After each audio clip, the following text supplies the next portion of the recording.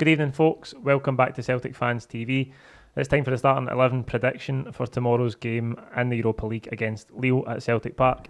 The last game of the group stage, a horrendous group stage. Probably the worst we've ever performed in a group stage, and right up there with the worst any team's ever performed in a Europa League group stage, certainly in terms of goals conceded. As a dead rubber, obviously, we are out due to the performances we've had in this group stage.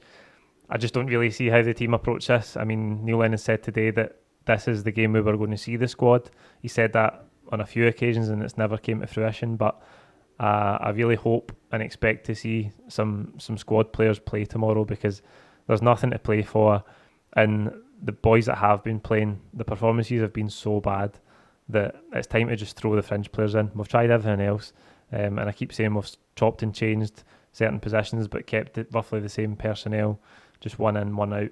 It'd be good to see the guys that haven't had any game time, the likes of Sorrow, Turnbull, Klimala's not had a lot of game time in recent months.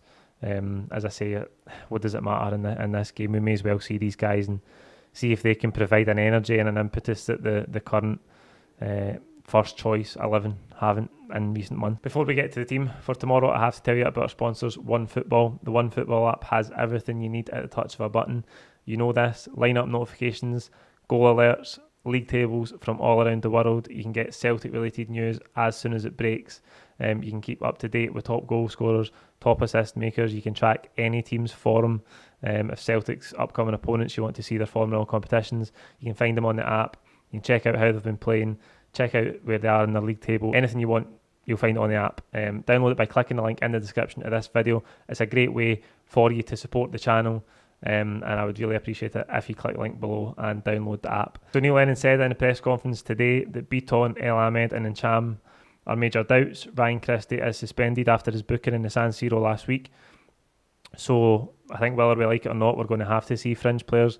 I think the fact that Christie is suspended gives us a real headache in terms of the formation we go with. I know we've talked about all these different formations this season, 4-2-3-1 versus 3-5-2 and all the rest of it. And listen, I keep saying week after week that the formations haven't changed anything. Nothing's got better. The personnel hasn't mattered either. But I think because of that, we have to play 3-5-2 tomorrow. Neil Lennon's comments again today talking about confidence and just seeming unsure about what it is that's actually wrong with the team right now. There's just red flags all over the shop in terms of the communication from the club as a whole. We won't get into talking about the statement the other night. I'm sure you've heard my sentiments if you follow me on Twitter and stuff like that. But I think the communication for the manager's been really, really poor as well. He's just contradicting himself at every turn, and it is so obvious that he doesn't know what's wrong with the team right now. He just says, it's lacking a wee bit of confidence, or it's this or it's that. He doesn't really know. And that's alarming because we've been playing so badly for months now. In terms of the team, here's how I think we'll line up. Again, I'm not going to labour too much on each position. Neil Lennon says we'll see fringe players, and I've already explained I think we need to play 3-5-2 if Christie's out, because Christie's out, Forrest's out, Mikey Johnson's back in full training now. It would be good to see him back in the team, but I just don't think he's ready to start in a game. He had 45 minutes for the reserves last week, I think it was, so I don't think he's ready to come in and start this game. So we've got a real lack of width as it was. So this team might seem a bit random, but who cares at this stage, because as I keep saying, the personnel changes haven't impacted the performance. So who knows what the team will be, who knows how it will perform. And to be honest, it doesn't really matter. We're 2 wins in 12 games. That's a dead rubber game in the Europa League, and I understand people are going to say it matters for confidence and it matters to get a win on the board. Lille are a good team, and every good organised team that we've come up against in the last 3 months has beaten us. So I think with Barkas in goals, I think Frimpong will play at right wing back.